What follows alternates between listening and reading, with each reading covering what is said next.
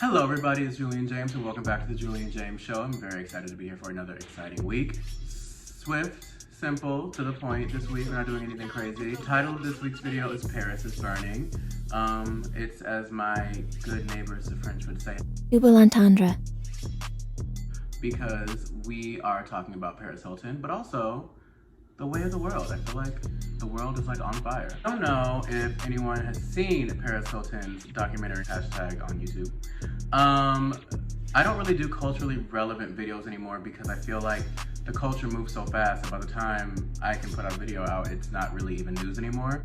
But this week has just been so much that I literally switched the backlog video so that I could put this one out this week because it's just getting a little out of hand. The reason I want to call this video Paris is Burning is because she just released a documentary it's been a minute. I don't know how long, but it's been a minute. But the reason why I want to talk about it is because halfway through, a good like hour into it, I was like, is this supposed to make America like her? Because it's not working. Like, I was just as annoyed by her. And I don't really have no issues with Paris Hilton. I actually relate very strongly to Paris Hilton. But the things that people don't like about her, I was like, if this was supposed to help, it's certainly not. But the end was really powerful to me because she was put in a facility. Her parents put her in this facility when she was a teenager where they like, you know, take your phone from you. Like there would be times where if you get in trouble, they would like put you in solitary confinement. You'd be naked. They would like, it was like they would drug you every day. You had no idea what you were taking. They would like not tell your parents what they were giving you. And when I found that out and I found out that the whole reason she became rich and famous was so that she could be independently wealthy, I was like, okay, like this actually makes a lot of sense. Like it actually explains a lot about why she is so married to the game. And I feel like people, the reason why I want to bring that up is because I feel like people haven't seen the documentary because they don't like her. For whatever reason, there are tons of real reasons to not like Paris Hilton. I mean, number one being racist, but there's a lot to not like. But it's kind of just like what happens when who you are or what people associate you with can deteriorate the message and the story you have to tell. And she's a great example because I feel like people wouldn't even, they put the real stuff in that documentary so towards the end, I wouldn't be surprised if people started watching it and then just stopped because it was so like vain and shallow. But there was a point there. Where is this going? This is a metaphor, trust me, we're getting there. Second story of the week, obviously we know about Megan Thee Stallion. She was shot, and she was shot in the foot by Tory Lanez. And people, like this is no longer speculation. You know what I'm saying? Like this is no longer speculation, this is no longer an accusation. Megan came out and said, hey, this is what happened to me. And y'all, for whatever reason, because she's a black woman, still don't believe her, or they're still saying, what irritates me is I've been seeing way too many tweets talking about there's three sides to every story. And that's really blowing me because we're getting there. Third story coming around is this rapper, who I don't like to say his name. Y'all know who I'm talking about. He looks like he was drawn by the animators of Bob's Burgers. And Ari, who, again, I don't know what she does besides be a baby mama, but she clearly has some money to herself. She bought her boyfriend this really expensive car. Maybachs are very expensive and it looked custom, so it's a very expensive car. And people are like talking about, oh, this is what a real woman does for her man and this is how a real man deserves to be treated. That man that she bought that car for has like 9 kids amongst like 7 women. And metaphor, they're tying together.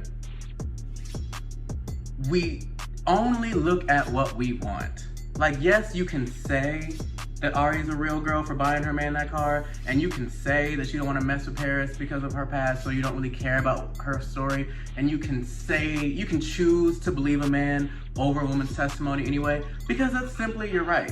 Like, that's the end of that sentence. That's what people do. We live in a cherry-picking time, a cherry-picking culture.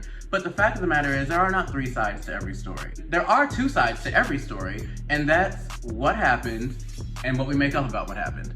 With one story, with Ari, you can say whatever, you can draw whatever conclusion you want to. But what happened was a woman who makes far less than her man spent way more than he spends on her when it could have been spent elsewhere. But you have someone like Megan. What happened was she was shot because a man was controlling. That's just the end of it. Like, we can make our own opinions, we can draw our own stories from it, but the fact of the matter is she was getting out of a car of a man and was shot in the foot because of it. You can look at Paris Hilton. You can say what you want to. Oh, well, she was only ever locked up in the first place because she was this. Or I don't feel sorry for her because she's racist. Or whatever. Like, you can say whatever you want. But the fact of the matter is, a girl was betrayed by her family and in retaliation chose to never need nobody again. Like, we can talk about, we can have our opinions, we can draw our own conclusions, we can speculate all we want to. I feel like a big personality trait of America is attached to what we make up in our minds. Like, we can feel our ways and we can go on about it, but like, when it comes to two sides to the story, there's what happened and what we make up about what happened. It's not even a right or a wrong, because right or wrong is purely is based off of your perspective in the situation.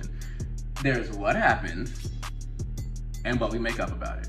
That's the point. That's really like short, sweet, simple. That's like, I don't want to do culturally relevant topics because, again, by the time I have the time to put a video out, it's old news. Because y'all insist on the shade room culture. It's happening right now. I'm sure there are 6 news stories about exactly what I'm talking about that have just come out right now. But that really is it. Another video coming next week. Obviously, still off social media. You can't follow me anywhere. Thank you so much for watching. I've been back officially for 1 month. This will be my 5th consecutive video. Wow, who saw that coming? Not me. Thank you so much for watching. Make sure to like, follow, subscribe. If you like the video, give it a thumbs up. If you don't like the video, still give it a thumbs up. Stop being a hater. Tell your mother, your brother, your sister, and your friends, and I'll see you guys next week.